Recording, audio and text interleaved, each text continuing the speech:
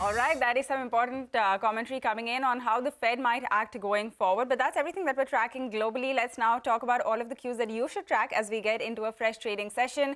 We have our research team here with the trade setup and all of the individual stocks that you should have on your radar as well. Mangalam, Sonal and Vaishta all join me now.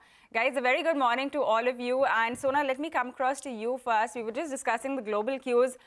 Asia is all shut, so very limited from there. But take us through everything we should track. Yes, good morning, Pavitra. Well, you have been pointing out how US markets, they closed higher in Friday's trading session. Dow Jones and S&P, they snapped their three-day losing streak. Nasdaq posted third week where it closed in the positive as well.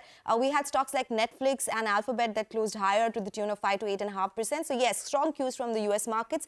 As far as the Asian markets are concerned, only Nikkei, which is trading today, and that is in the green. But if we look at the SGX Nifty, that is indicating that the start for our own markets could be in the green, higher by 100 odd points. Well, for our own markets, Nifty was up 0.4% last week. It has been quite range bound. It outperformed the EM index and Asia ex Japan. And as I said, it has been range bound between 300 to 400 points in the last couple of trading sessions. Today, we'll see the impact of Reliance Industries, ICICI Bank and Kotak Mahindra Bank in terms of the Nifty moves as well, because they are heavyweight. Strong set of numbers from all three of them. If we talk about the flows as well, FII as well, they sold 2,000 crore rupees on Friday. So far this month, they have sold around 19,880 crore rupees. DIs bought on Friday around 1,500 crore rupees. And so far this month, they have bought around 16,182 crore rupees. So FIIs are, of course, on the selling side this month so far as well. As far as the levels are concerned, Nifty has a support at 17,800 and resistance at 18,200. But yes, it will be a good start as far as our own markets are concerned. Back to you.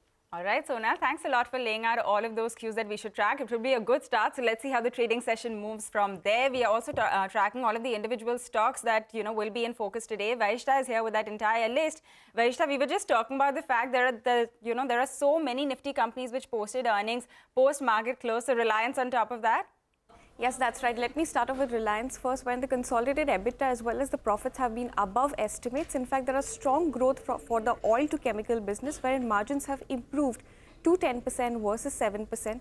There's been a steady earnings even from the Reliance Jio segment. Jio's ARPU has improved to 178 rupees. The total subscriber base has also improved to 433 million. There's a healthy growth in even the retail business, which continues even in this quarter, wherein the daily orders have grown 53% on a year-on-year basis, and the merchant base scales up 2 times in this quarter on a year-on-year basis. Moving on to ICICI Bank, the NIM is at an all-time high of 4.65% and continues to outperform its peer HDFC Bank. In fact, the NII growth is the best in the past 7 years. The operating profit growth is also at 15-quarter high. The GNPA as well as the NNPA are lowest in 32 quarters, and on the flip side, the deposit growth is at a record 27-quarter low. The CASA ratio is also at an 8-quarter low. Moving on to Kotak Mahindra Bank, let's see what has worked for the bank in this quarter. The NIM is the highest in many years at 5.47%. The NII growth on a year-on-year basis has been the best in 26 quarters on a year-on-year basis. The deposit growth has been the best in 11 quarters on a quarter-on-quarter basis, and the slippage ratio is at 8 quarters low. And the last stock will be Ultratech Cement, wherein the numbers were in line with the estimates. In fact, the volumes have been strong, but the pricing strength is missing, which is worrying from the industry perspective. Back to you. All right, Vaishta, thanks a lot for that entire list. That is a lot of big companies that will be reacting to their earnings. So we will watch for that. But finally, Mangalam is also here to track all of the cues from the futures and option space. Mangalam, like Sonal was just pointing out, yet another big FII sell figure. Yes, it was an FII sell figure of almost 2,000 odd crores, and that was on account of the fact that, rather as a result of which the Nifty fell about 80 points on Friday. The DIs went ahead and bought 1,500 odd crores. But now, as you all have been pointing out, the SGX Nifty indicating a start upwards of 18,130 and 80-90 point uptick, that makes the market opening right in the resistance zone. Because if you just take a look at the Nifty highs over the last 3 trading sessions, we've seen the Nifty see a high of anywhere between 18,150 to around 18,180. At the same time, the lows have been protected at a level just a little over that 18,000 mark. So we are in that 100-150 point sort of range over the last 3 trading sessions itself. It is the monthly expiry, this week itself, and this happens on Wednesday because it's a truncated week. So to that extent, we'll be watching out for that. The FII's cues in the F&O space are mixed because on the one hand, they've added a lot of long positions in index futures with their long exposure now standing at 53%. They've also bought a lot of calls, almost 3 lakh calls for about 2 lakh puts that they've bought. So they are hoping for some sort of upside, but they believe that that upside could be capped as well. Why do I say that? Because they've gone ahead and written 2.3 lakh calls on the short side as well. What are the calls that they've written? 18,100 call. That's added almost 90 lakh shares in open interest for a premium of 70 odd rupees. Levels upwards of 18,150 to 18,170 are likely to face some resistance. That's what the expectation is. And 18,200 call too sees some writing. However, at the lower level, we are seeing support, and that's what's reflected in the kind of put writing that we've seen at 18,100 for a premium of almost 100 odd rupees. 18,000 is an important support mark to watch out for. What are the levels to watch out for on the Nifty? We open 80 points higher, so of course the 20-day moving average becomes an important support on the way down. And on the way up, 50-day moving average of 18,284 is something that we'll be watching out for, provided we sustain these highs, the opening highs, and then we see some short covering. On the Nifty Bank, 42,600 is the 20-day moving average. That's a mark that I'll be watching out for, especially given the fact that we'll be, reacting to ICICI and Kotak numbers today. All right, Mangalam, thanks a lot for taking us through all of those cues that you're tracking from the futures and options space. With that, we are going to get into a short break now. But when we come back, Reliance Industries reported its third quarter earnings like we told you. So we'll get you all of the highlights on the other side.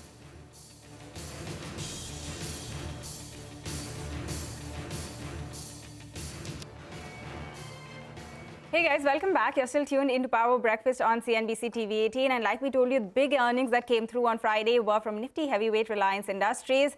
So Sonia is here to take us through the fine print and really tell us how the numbers are looking. Sonia, it looks like there's quite a beat. Oh, absolutely. The numbers were much better than what the street was estimating, both in terms of the EBITDA as well as the net profits. Now, it was the oil to chemicals business which saw very strong growth in this quarter. The O2C EBITDA went up almost 16% quarter on quarter, and the margins have improved substantially as well for Reliance Industries in the oil to chemical business. It was a very steady earnings coming in from Reliance Jio as well. The average revenue per user has improved to 178.2 rupees versus 177 rupees earlier, and the retail business also continues at a very steady footing where the revenue growth went up about 4.1%. On a consolidated basis, although the top line was a bit lower than what we saw last quarter, on the operational performance there was no complaints at all. EBITDA up 13% and net profits up 15.6%. Brokerages have given Reliance Industries a thumbs up all the way out. In fact, Nomura has a buy with a target price of 28.50.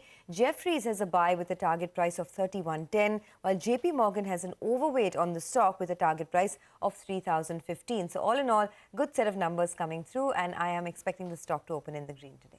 Okay, Reliance Industries with a good set of earnings. Sonia, thanks a lot for taking us through all of those highlights. But let's also talk about some more important earnings that came through. We had ICICI Bank and Kotak Mahindra Bank also that reported earnings over the weekend. And Abhishek is here with the fine print.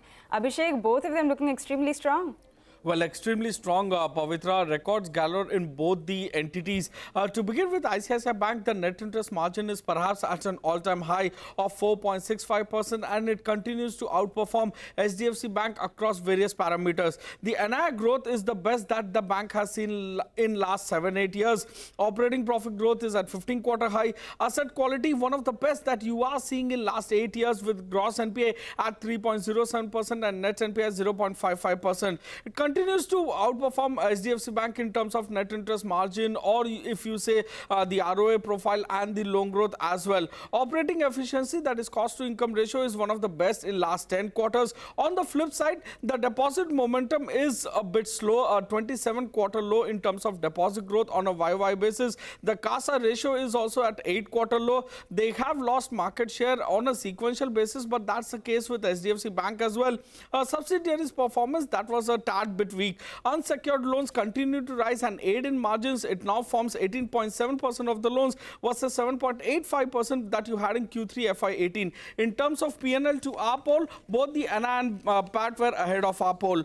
Kotak Mahindra Bank, what has worked over here is that the net interest margin that is at 5.47%, perhaps the best that you are seeing from FY14 or 15 levels. So NII growth YOY is the best in 26 quarters and sequentially it's the best in 29 quarters. One of the heartening point to see is that, deposit momentum is strong on a sequential basis, almost 6%. This is the highest growth rate in deposits among large banks or even some of the mid banks. So loan growth is pretty strong at about 23% YOY and 5.7% sequentially. YOY, the growth of 20% plus has continued for 4 quarters in a row and in double digit for 6 quarters in a row. So asset quality, one of the best that you are seeing in last 7-8 years with 8-quarter low slippage ratio and robust ROA of nearly 2.5%. That's what worked. What has not worked, treasury loss for 2nd quarter in a row. It has actually declined sequentially, but there is a loss over there. PNL, it has beaten our poll both in terms of NII as well as PAT. Back to you.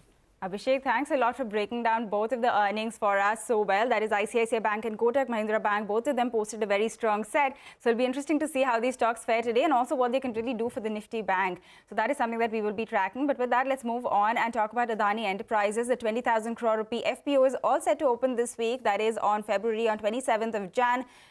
So let's also listen to what Adani Group Chairman Gautam Adani had to say ahead of that. This Adani Enterprises FPO is a part of our 10-year capital planning cycle, supported by a fully funded and a de-risked growth plan that is aligned with the India's growth story, aligned with our capabilities, and aligned with the needs of our India's retail shareholders. Our intention with the FPO is to expand our share registry with a specific focus on our India's retail investors. The FPO is a validation of our intent to bring in new public equity investors as our shareholders. All right, that is Adani Enterprises Chairman talking about the FPO, Gautam Adani. But by the way, the stock has also been slipping quite significantly. It was down around 7% in just the last week. So it'll be interesting to see how it fares today. But with that, we are going to get into a short break now. When we come back, we should focus and talk about the world of commodities. There's lots going on there as well. Manisha will be filling us in. Welcome back. You're still watching Power Breakfast, and let's talk about the world of commodities now. There's lots going on there. So Manisha is here to fill us in with all of the details. Manisha, good morning. It's a lot about the crude prices once more. Morning, Pavitra. Yes, it is. And prices have slipped from the highs in a thin Asia trading. Remember, Chinese markets are shut for the Lunar New Year holiday this week.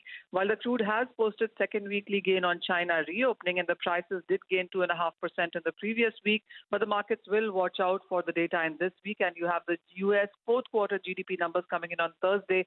So ahead of that, some bit of a choppiness can continue. But it is the gold prices which are trading at a new 9-month highs in the international markets. We've seen prices gain up by nearly 7% in last 4 weeks. And with the kind of gains that we are looking at, India could be ready for opening of all-time highs yet again in the markets today. We could be breaching nearly 57,000 rupees per 10 grams as well today. All right, Manisha, thanks a lot for bringing us that quick update on the commodity prices. We're going to wind down on this edition of Power Breakfast with the news that the SGX is up a full 100 points. Thanks a lot for tuning in. Bazaar Morning Call in just a bit.